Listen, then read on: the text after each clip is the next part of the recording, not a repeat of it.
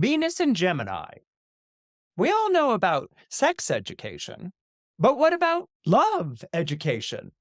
We'll be getting a crash course from William Shakespeare himself, who happened to have Venus and Gemini, next on Horoscope Highlights.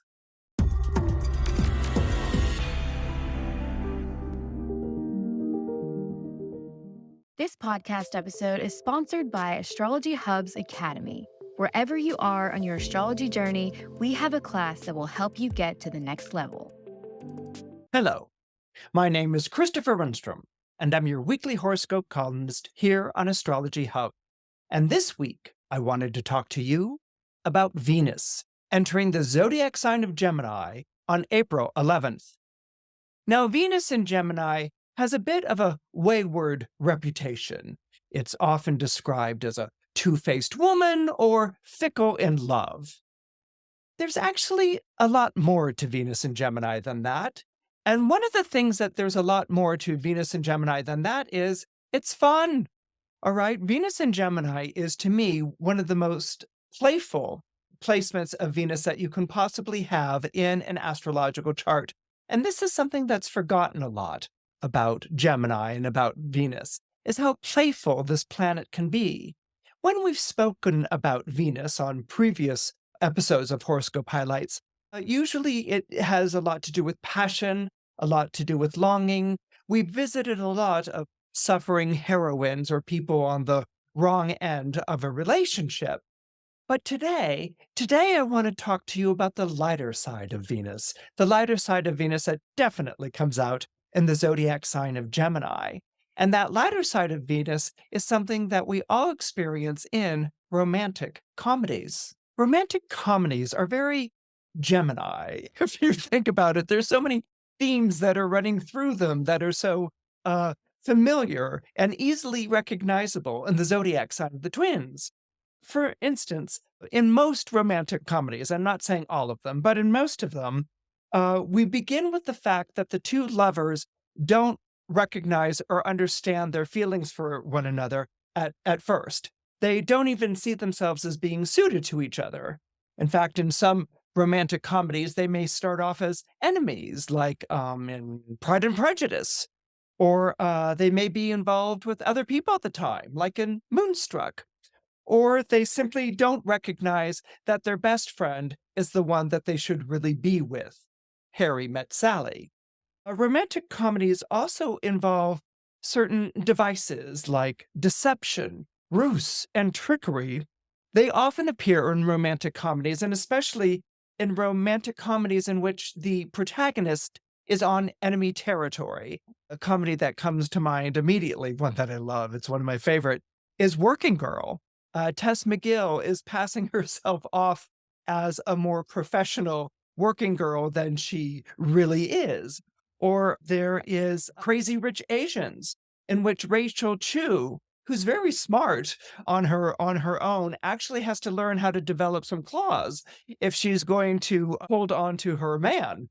So passion and heartbreak might be reserved for the romantic tragedies, but wit and guile belong to the domain of romantic comedies. As You Like It is one of Shakespeare's most famous plays, and it happens to be one of my favorite comedies that he wrote. It's basically, if you're not really familiar with As You Like It, it's Tootsie, but told from the point of view of a woman who dresses up as a man to get her guy. In As You Like It, if I can break down the plot very quickly here for you, in As You Like It, the plot pretty much focuses on Princess Rosalind and Orlando. When As You Like It begins, Princess Rosalind falls in love with Orlando. And why does Princess Rosalind fall in love with Orlando? Princess Rosalind, who is highly regarded in court, falls in love with Orlando when she sees him wrestle half naked this man who's like 2 times larger than himself. Okay, so there's this burly fellow who comes out to, do a wrestling match, and everyone from the court, gathers around in a group. They're like, burly man wrestling match. Who's going to oppose him? Who could possibly oppose him? He always defeats his enemies. And so he's like, oh, showing off his muscles and things like this. And out from the crowd comes springing Orlando, who is this youth with dark curly hair. And he spies the big burly wrestler guy, and he strips off his top coat and his shirt. It's not a top coat, Christopher. It's Shakespeare. Okay, he strips off his blousy shirt, and has his muscular, sinewy body, but he's much smaller and slighter than the big wrestling man. And they go at it. And they go at it, and everyone's like, wrestling, wrestling. This is such marvelous fun. Look at those muscles ripple.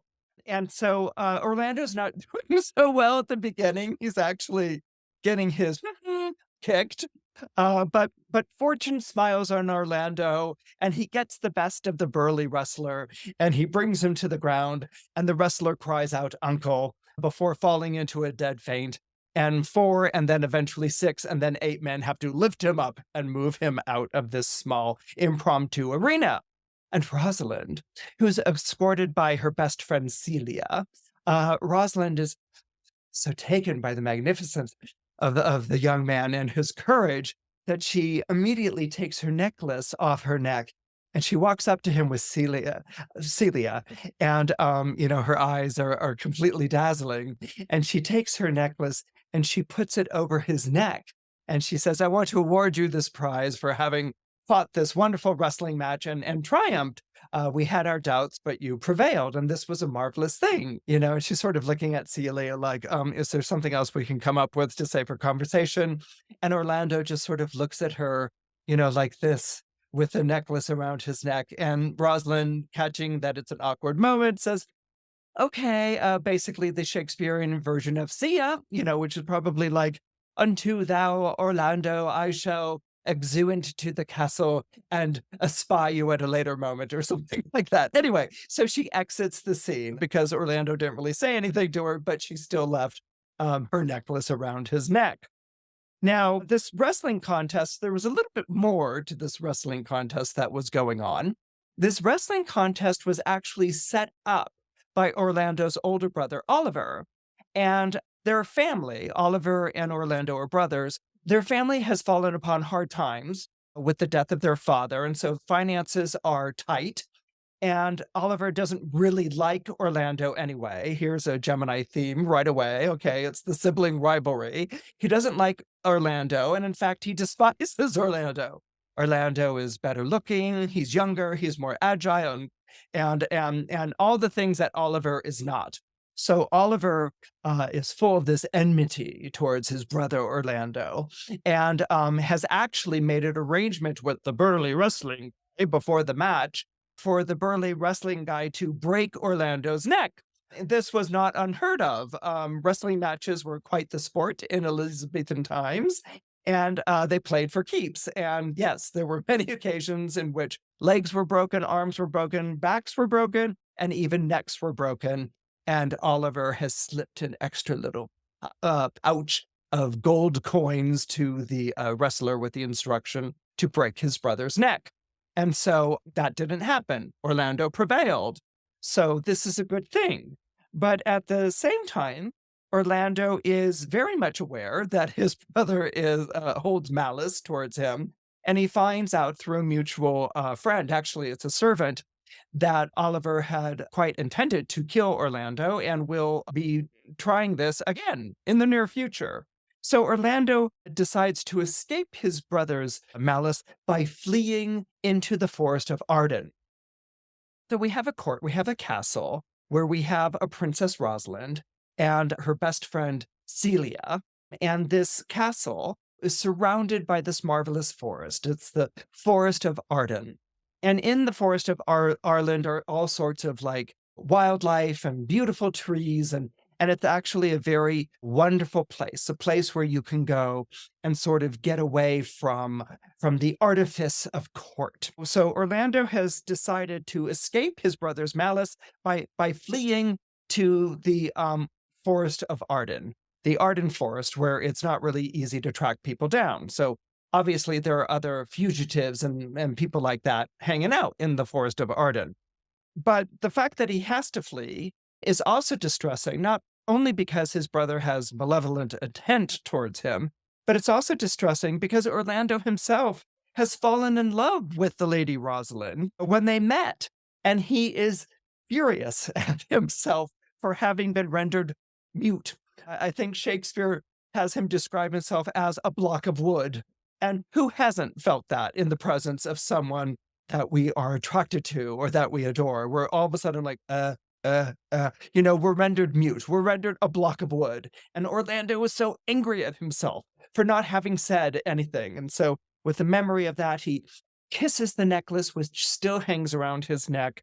And he curses himself for not having said thank you when she gave this necklace to him. Ugh, what a fool I am! And he departs. He departs into the forest of Arden, into the Arden forest. And here, walking among the branches of trees and taking in the babbling brook, and where herds of sheep graze. I mean, the shepherds bring their herds of sheep into the forest of Arden to graze, and they're like, bah, bah, and he's like, oh, nature. Okay, so here he is like, oh, nature, among the trees and things like this. And somehow, I don't know, I guess he packed some parchment paper or something, but anyway, full of love and ardor for Rosalind, he begins to compose poetry. He takes out these pages and he begins to compose poetry on them, and smiling, amused at his own amour, he pins them or kind of attaches them somehow to the branches of trees. But because he's so in love with Rosalind and so annoyed with himself for not having said anything, and the pendant still hangs around his neck, he writes profusely. I mean, Orlando is actually, he might not have said anything in the moment, but Orlando evidently is quite prolific as the poet, as the love poet. And he's dashing off these poems and he's attaching them to trees and he's hardened, and he's surrounded by nature, and he's really in this state of bliss, even though someone's trying to kill him. Orlando is in the forest writing poetry, and he's in this wonderful state of bliss. So these poems come to the attention of Rosalind's father. Rosalind's father is the banished duke. Okay, so remember that we started with a kingdom, a palace, a court, and there was a duke there who was actually in charge of everything, and that was Rosalind's father, and he's been banished. He was overthrown by an evil duke without anyone knowing how or why, and so he's been well, we know why. He's jealous. Everyone's jealous. It's one of the darker themes of Gemini, okay, is always the jealousy and the sibling rivalry, the rivalry. And so he's overthrown this king and he's banished him to the Duke of Arden. So he's overthrown this duke that he's banished to the forest, Arden Forest. And so this duke is hanging out with his entire court. So what you have to sort of imagine here is a duke with his fool and his sage Jacques next to him, surrounded by troubadours and kingsmen and loyal knights and things like this, and they're hanging out in the forest of Arden. Why this is allowed to go on, and why he's not seen as a threat by the Duke in the castle. Anyway, it's a romantic comedy. So he's hanging out and listening to poetry and strumming. And they see Orlando's poems, and Orlando comes upon them, and they invite him to partake of their grapes and wine and food, and they will house Orlando with their tents and their company here in the Arden Forest. So cut back to the court. And here in the court, we see the Duke, the evil Duke who banished Rosalind's father. The evil Duke happens to be the father of Celia, who is Rosalind's bestie, okay, who came with Rosalind to the wrestling match and, kind of encouraged her to go up and talk to Orlando and, chuckled as was sort of like, gosh, he didn't say anything to when they left, So Celia is Rosalind's bestie. And so her father is the Duke, the evil Duke, who has banished Rosalind's father. And so he's taken it upon himself, or he's gotten it into his head, that Rosalind and Celia have grown too close. They've grown too close as friends. And this isn't good. He's jealous of his daughter Celia's devotion and love of Rosalind. So he decides to banish Rosalind that afternoon. He says, "You are banished."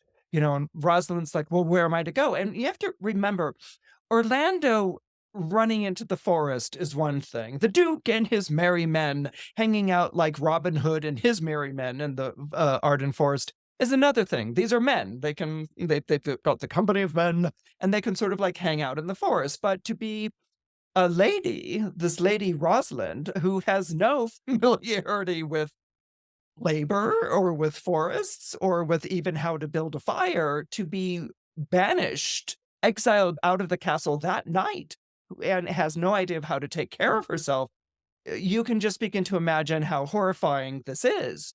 Imagine being thrown out of your house with no money, no credit cards, no anything, and then you're forced to make your own way. These are exactly Rosalind's circumstances.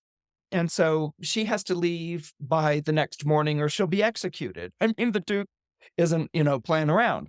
And she falls on the ground and pleads, and Celia falls on the ground and pleads, and they cry, and the Duke is unmoved. And they retreat. They retreat to their chambers, and immediately, and this is what's so wonderful about Shakespeare, women begin plotting and contriving about how they're going to get out of this. Okay, so they're not kind of like, "Oh, banished us. What are we going to do? We're useless." It's kind of like, "Okay, let's get to work and figure out how we're going to how we're going to do this."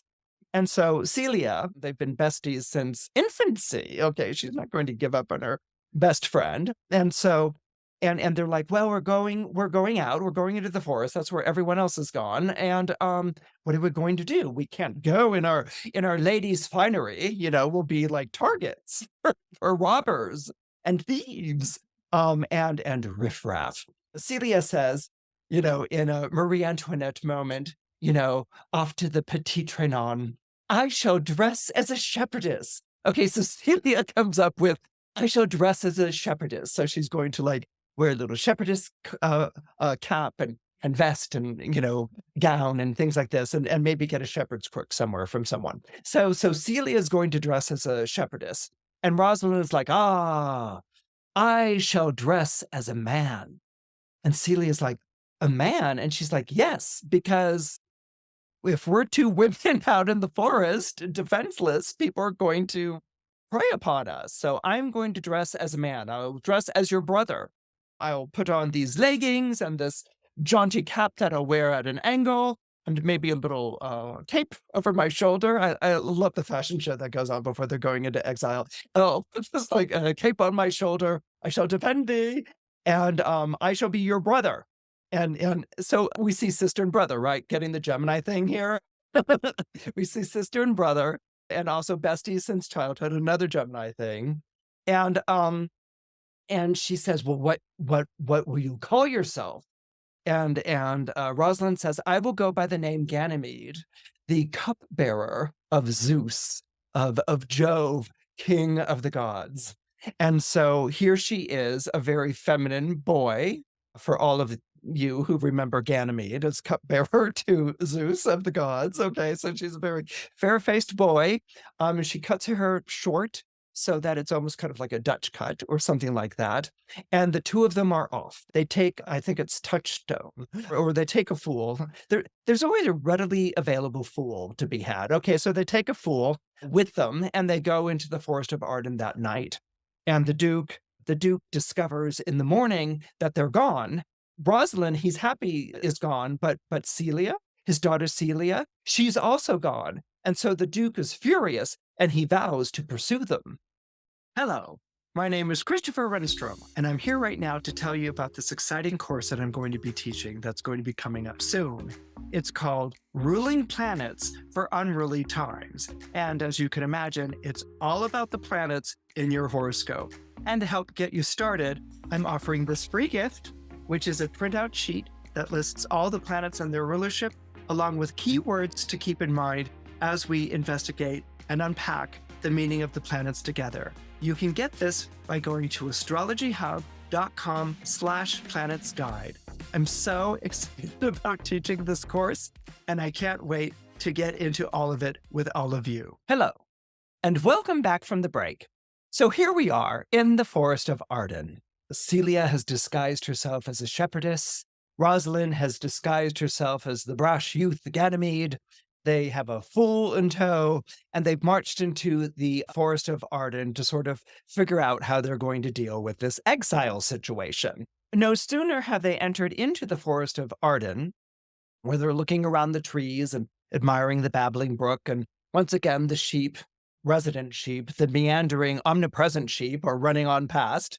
They begin to espy, connected to trees, whole pages of paper and with writing on it. And both of them are kind of like, this is intriguing. Like, who's writing pages and attaching them to trees? This is interesting. Ganymede is much more involved in, well, what are we going to do to shelter ourselves for the evening? And Celia is like, well, I've got to see what that thing is hanging on the tree over there. And it just so happens that there's a shepherd boy, Silvius, not a boy, he's a young man, not a young man, but Silvius, a younger man, okay, who shows up and he's, leading the sheep and he takes them at face value, a young lad and a shepherdess who he hasn't seen before. But anyway, they get into conversation and Ganymede basically says, well, we're kind of like on our own and we've lost our way. We're journeying from village to village. We're kind of looking for lodgings. And Sylvia says, well, I have lodgings, or I know of lodgings, or this old guy that's standing next to me, who's like, I'm old man standing next to Sylvia.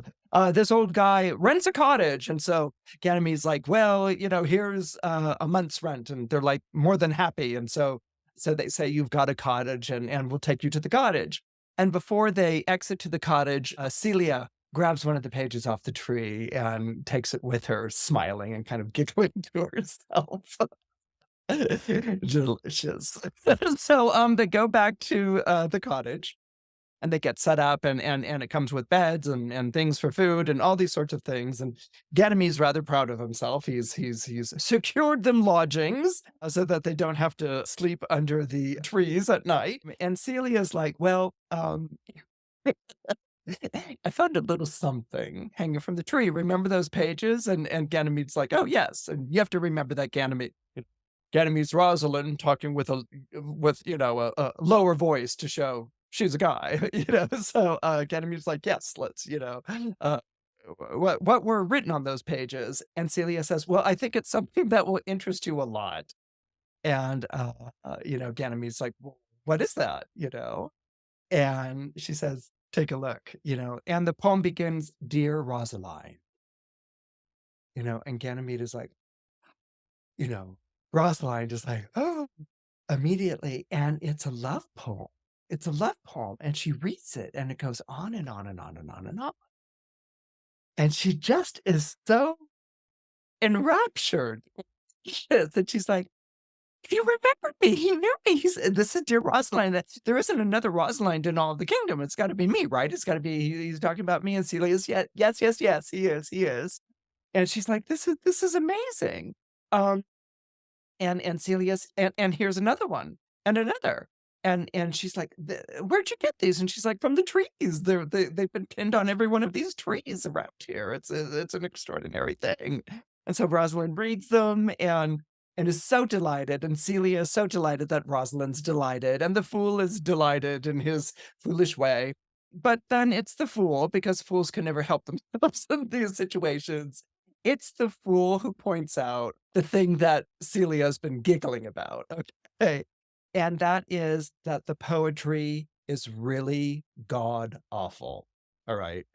And he begins coming up with, a goat that has a hind. It reminds me of Rosalind, I mean, he like, anything that can rhyme with Rosalind, Orlando is used to it's awful poetry. There's nothing redeeming about it. It's really horrible. Rosalind in that instant goes from being so delighted that Orlando has remembered her to, like, embarrassed and mortified as to how bad the poetry is, and she's like, "Oh, it's really bad." And Celia's, like, laughing off that. She's like, "Oh my god, it's horrible." And the fool is like, "Well, maybe we can rhyme Rosalind with," he's, like, coming up and she, throws something at him. And so this is not a good thing, but she's secretly delighted. She's secretly delighted that Orlando is in love with her. So Orlando and Rosalind meet, not as Rosalind, remember, she's disguised as the boy Ganymede.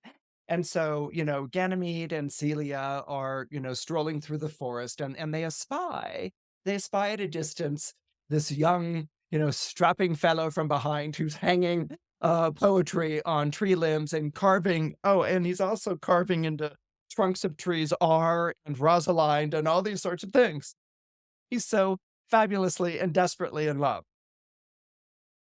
And so she sees him pick this poem up and, she walks on up to him and says, "Let me take a look at that," and Orlando's, like, surprised, and he turns around and, as Ganymede, dressed in the jaunty cap and the little cape on the shoulder and the tights and the shoes, grabs that poem out off the branch, and she pulls it away from him and reads it out loud, and Orlando, well, we all get like that, right? When we're infatuated, it's like the most special, precious thing you can talk about is your beloved. Okay, so Orlando's like, "Oh, you're going to read poetry. Oh, you're going to read my poetry out loud. Better yet," And so, Ganymede reads the poem, quietly to himself, and Orlando's starting to get a little worried, like, "Do you not like it, or are you criticizing my poem? And who the hell are you, you little punk?"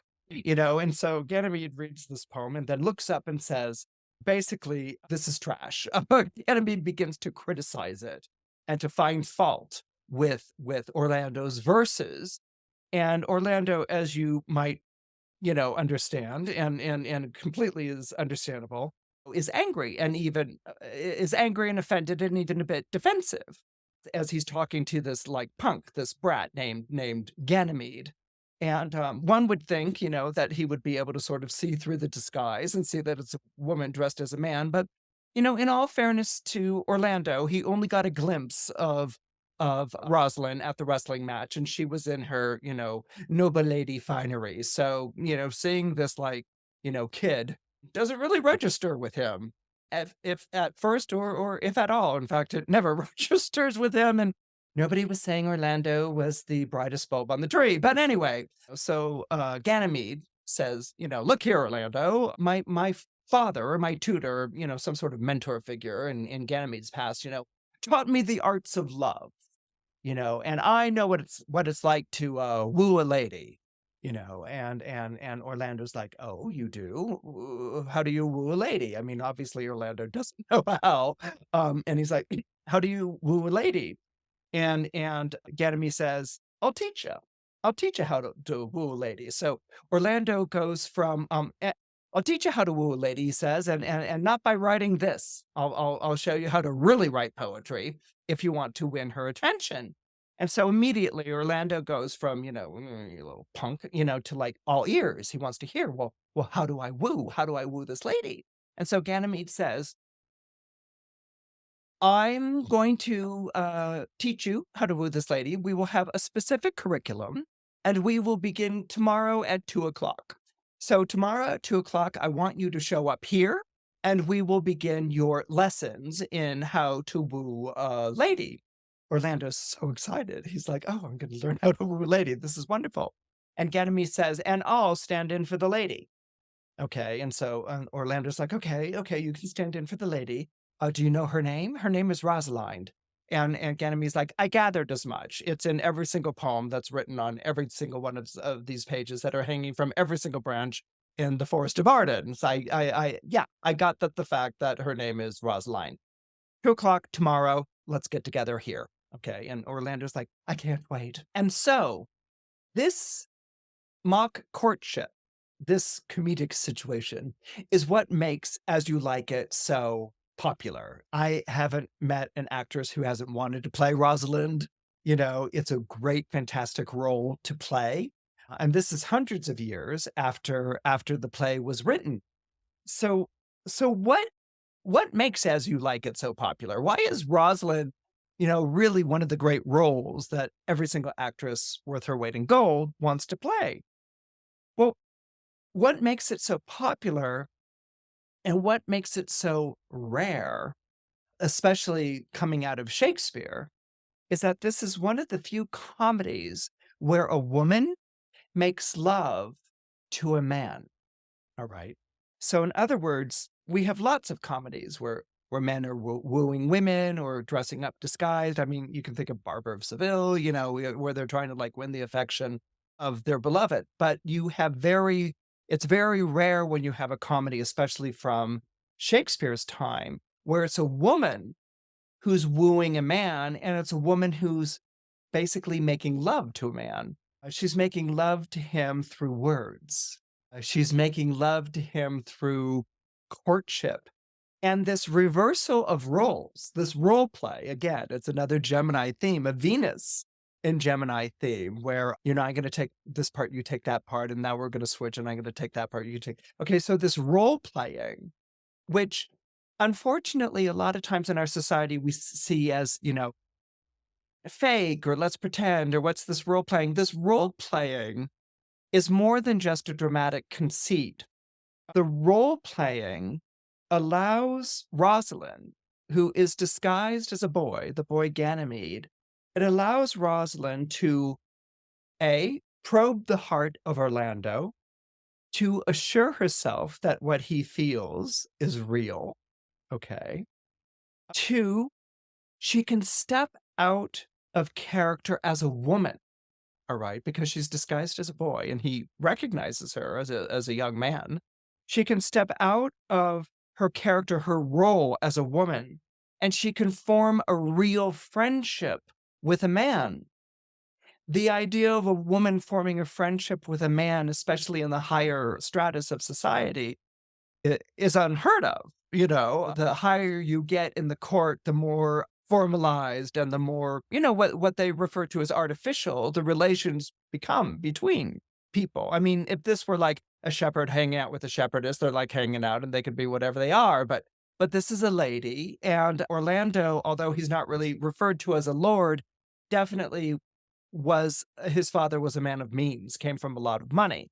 So the formality would have put an end to getting to know one another as friends before their designated marriage partners, particularly at this time and in Shakespeare's upper crusts of society. So disguised as Ganymede, Rosalind can probe the heart of Orlando to assure herself that his feelings are real. She can step out of character as a woman and form a very real friendship with him, man to man, okay? Uh, in essence, they can basically hang out together, which is not something they would be able to do at court. And thirdly, and perhaps most importantly, and it's a wonderful thing that you see happen in a performance if it's performed well, as Rosalind learns about Orlando, through this role playing that they do in the education with her educating Orlando in how to woo a lady. As she learns more about Orlando, she also learns about herself. All right. And this is a very important thing. And when the role is played well, this is what you see develop as the story in the play unfolds. Now, during the course of the play, there's a young shepherdess. There's a young shepherdess whose name is Phoebe. And Phoebe is very proud, and Phoebe is very full of herself. And as is described by Celia, Phoebe's feelings for Silvius, who's the young shepherd man that we met earlier, they are the exact opposite of the feelings that Rosalind has for Orlando. Okay, so here's a mirror opposite. And Shakespeare loves mirror opposites. So especially in plot lines. So here's the mirror opposite to what's taking place with Rosalind and Orlando, where Rosalind as Ganymede is teaching Orlando how to woo. Phoebe is completely rejecting of Silvius's attentions. She insults him. She makes him feel like dirt. And as Ganymede despises, she delights in it. She not only abuses Silvius in terms of his affections and attention, but she delights in actually causing him a great deal of pain. And as so happens, nothing as so happens in a Shakespeare play, but as so happens, upon first setting eyes on Ganymede, Phoebe falls in love with Ganymede instantly, is head over heels in love with Ganymede. And of course, the more that Ganymede rejects her, the more ferocious are Phoebe's passions and attractions, and really to the point of humiliation. And this is a very interesting part of the play. Obviously, this plot line is played for laughs, that, and we get to laugh at Phoebe because she's just been so atrocious to Sylvius, and she doesn't understand, like the audience understands that Ganymede's really a woman, and she goes on and on about how men should be and things like this, and it makes the audience laugh uproariously. Okay, but there's more to this than just laughing at Phoebe, and this is what makes Shakespeare Shakespeare. Um, in Ganymede's treatment of Phoebe, okay, Rosalind as Ganymede, in her treatment of Phoebe, disguised as Ganymede, Rosalind gets to experience, for the first time in her life, what a man experiences when a woman is in love with him whom he doesn't love, all right?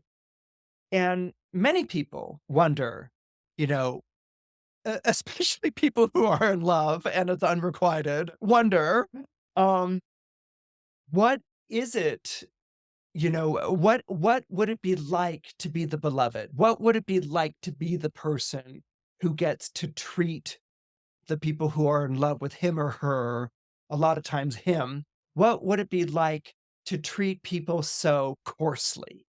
You know? And women are in these positions too, but the point of the play is that Rosalind as a woman gets to experience what it's like for a man to have these affections thrown on him and to be abusive, all right?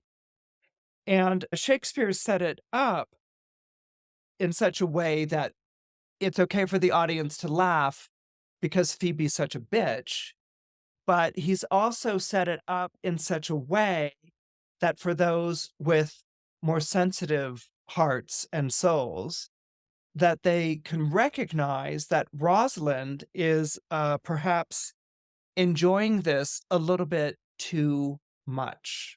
All right. Rosalind says she's doing this, being verbally abusive and awful to Phoebe to teach Phoebe a lesson. But when you perform Shakespeare and you realize that's what Rosalind's telling herself, but what's really going on with the character is that Rosalind is actually enjoying it. And this adds an extra dimension to the character of Rosalind, especially when at one point she says to Phoebe, basically, you're not exactly a winner in the looks department, and goes on to imply that Phoebe isn't so pretty that she should go to bed with the lights on, or the Shakespearean equivalent of that line. And it's very coarse. And although Rosalind again is saying these things, in service of Sylvius to strip Phoebe of her pride and to also really cast Sylvius off in a more flattering light. Like she's really kind of coming from the angle of you don't know how good you have it with affections from Sylvius. And by the way, sister, you're not going to win because at the end of the day, I'm a guy dressed as a woman. So you don't want anything to do with me. But Rosalind isn't warning Phoebe of that. Rosalind is enjoying playing with Phoebe. And so this storyline works contrapuntally with the Rosalind Orlando storyline. And what it really exposes is Rosalind, because she's in a position of power, enjoying it. And it's a side of Rosalind that I don't think would be recognizable to Rosalind if she hadn't put on the role of Ganymede. So, disguised as a boy, disguised as Ganymede, Rosalind can be as saucy as she likes. And by saucy means she can use some real foul language, and she does. And she does not spare the metaphor. I mean, she goes right on in. Okay. So she can be as saucy as she likes. She can be as self assertive as she wants to be. Ganymede actually gets cockier and full of himself as the play gets underway. But she can also be as caustic as she likes. Rosalind when we meet her earlier in the play, isn't like this at all. But as Ganymede, her alter ego, she can be as caustic, as rude, as abusive, and she's having a time of it. Okay, this is not anything that would be at all acceptable for a woman to do. And so when Orlando, in their courtship, he's learning, he's always saying that he loves Rosalind, and Ganymede is always shooting back with like, well, how do you know you love her? And how do you know she's even worth loving? And so Orlando says he wants to marry Rosalind, he wants to marry Rosalind. And Ganymede counters him with questions like, well, how do you know that Rosalind will be faithful? How can you trust her not to sleep around with other men? These are extraordinary things to say when you already know that the person you're in love with loves you. But in her alter ego as Ganymede, she gets to say them, and she wants to know, you know? She's kind of, with her guy buddy hangout thing, she's giving him permission to sort of talk the way guys do. That's what she's set up. And, because a guy is like, "Oh, Betty's, like, really attractive. I hope I'm half the man that I can be with Betty," might not be saying those things about Betty. Those things that he says to Betty's face, might not be the same things he's saying when he's hanging out with the guys, and this is exactly what Rosalind is doing. She's picking his mind. So there's this wonderful exchange that takes place between Ganymede and Orlando at the beginning of Act 4. It's Act 4, Scene 1. And Orlando had said the day before that he wants to marry Rosalind, and he wants to marry her, and his life will be complete if the two of them can only be married. And so this is the day following, this is the next day in the course of how to woo Rosalind that's taking place. And Ganymede, remember it's Rosalind disguised as Ganymede. Ganymede says, now tell me, how long would you have her after you have possessed her? He asks forthright to Orlando. And what he's saying with, how long would you have her after you have possessed her? What he's saying there is, after you've married Rosaline, after you are the husband, after you are Rosalind's master, after you are in control of Rosalind's body and money and future, how long would you have her? How long would you have her after you have possessed her? And Orlando answers, forever and a day. Forever and a day. He's just so breathlessly in love with Rosalind that it just comes out, forever and a day. And Ganymede says to him, say a day without the ever. No, no, Orlando. Men are April. And Ganymede responds, say a day without the ever. No, no, Orlando. Men are April when they woo, December when they wed. Just as maids are May when they are maids, and the sky changes when they are wives. This is such a fantastic interchange. It's like, and it's connected to the seasons, of course, men are April when they woo, it's springtime, and the maids are open to the wooing when it's May, so this is the season of spring. Gemini comes at the end of the season of spring. This is young love. This is love that's as green and as fresh as the shoots of grass, and the roses that are emerging and blooming and letting out their perfumed scents. Okay, so everyone's on their best behavior when it's the spring. But when the season changes, men are December when they wed, i.e., not that interested. And women who are so, he loves me, the sky changes when they become wives. So it's this extraordinary comment on marriage that I think is fantastic and hysterically funny.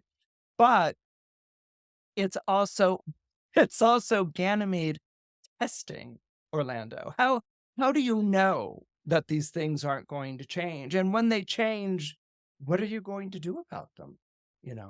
So this testing, this probing goes on.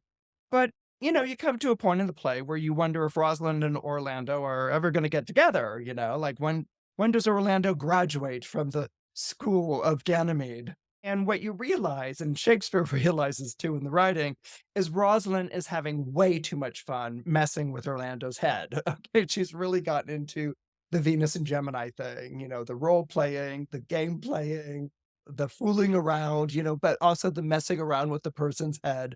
She's gotten very carried away with it. She's having too much fun. And she's also really enjoying the swagger. She's enjoying being a man. She's liberated. Um, but anyway, things need to come in for a landing, and Shakespeare realizes this. So, some quick plot twists. He has Orlando save his brother Oliver from certain death. Oliver has been sent into the forest by the Duke to bring back his brother Orlando, and the Duke is going to execute Orlando himself. But there's a snake that almost kills him, and a panther that almost kills him, and Orlando, who twice walks away to ignore it because his brother's been nothing but a villain, still has feelings of kinship and does away with the snake and beats back the panther and even gets, wounded in the melee with the panther. And so Oliver awakes from his nap. He was somehow sleeping through this whole thing, but he wakes from the nap, sees that his brother has saved him, and has a complete change of heart and change of soul. And the evil duke, we never even see anything happen. We just hear from someone that the evil duke was also going into the forest of Arden to pursue the banished duke and met a holy man on the road who convinced him to take up the monastic life. And the duke does, and he becomes a priest. And this is what I love about Shakespeare. It's just sort of like, okay, these plots are going to take too long or whatever. So I'm going to sum it up to you in like 2 words. I mean, Shakespeare's not interested in these plots. He's like, he finds God and he leaves, and now the Duke can come back to the castle, and everyone can come back to the castle. And now, disguises need to be dropped, parts need to be revealed, and we need to bring this romantic comedy to an end. He does this by, first of all, the person who tells Celia, still dressed as a shepherd, and Ganymede, why Orlando hasn't shown up for his love lesson that day is because he's tending a wound, and Ganymede is immediately like a fright, shows the woman underneath, and Celia looking at the recently changed Oliver, and if she can't have Orlando, Oliver doesn't look so bad, and so she's in love with Oliver. Now everything's going to be revealed, and the couples are going to be united. But it's at this moment that we have to remember that this is still a world where women are subjugated by men. They're subjugated to men. They serve men. And it's as a man that Ganymede resolves to fix up all the love matches because he can't do it as a woman, but as a man he can. He resolves to fix up all the love matches and promises to deliver tomorrow afternoon to Orlando his beloved Rosalind. And Orlando is disbelief. It's like, how you don't know her? How can you know her? How can you deliver her to me tomorrow? To be my wife, my betrothed. And Ganymede is like, I know how to do it, dude. I'm on it. So he's going to do that. And and she's agreed to do this because after the testing, the probing, after the game playing, which has been the courting and the wooing, it hasn't been frivolity. It's been very real testing of affections and building up of friendship. After the game playing, she feels ready to be his wife. And so she has properly educated Orlando in the ways of love, or at least she has properly educated Orlando in the ways of loving her. But that's where we are. Venus is all about courtship, okay? And it's Venus and Gemini, and the courtship is done through guile, through wile, through trickery, through role play, but it's not done to humiliate. It's done to build the friendship, to build the rapport, to build the favorite jokes, and to see whether or not she likes this guy as a friend. And of course, the following day, everything is revealed. Her father's going to be Duke of the Castle. Rosalind is now going to be, Lady Rosalind. Celia will be installed. Celia will marry Oliver. Rosalind, will marry Orlando, who doesn't question for a moment where Ganymede is and where Rosalind came from, but is just happy to be marrying her. As I said, he's not the brightest bulb on the tree. And Phoebe has consented to marry Sylvius after Ganymede's mysterious disappearance. And so Shakespeare brings it all in for a landing. And for those of you who may not know, William Shakespeare was a Taurus. So his ruling planet is Venus. And Venus is, of course, in the zodiac sign of Gemini, as I mentioned earlier. But the things to think about, and the questions that the play raises, I think, are very much worthy of thinking about during this time that Venus is in Gemini. Um, Orlando has an image of Rosalind impressed upon his heart, and it is so idealized that he fails to recognize Rosalind disguised as Ganymede. And it begs an interesting question, or I think it's an interesting question at least, which is how many of us are infatuated with this fixed idea of what our type is, and Shakespeare's saying that in a way.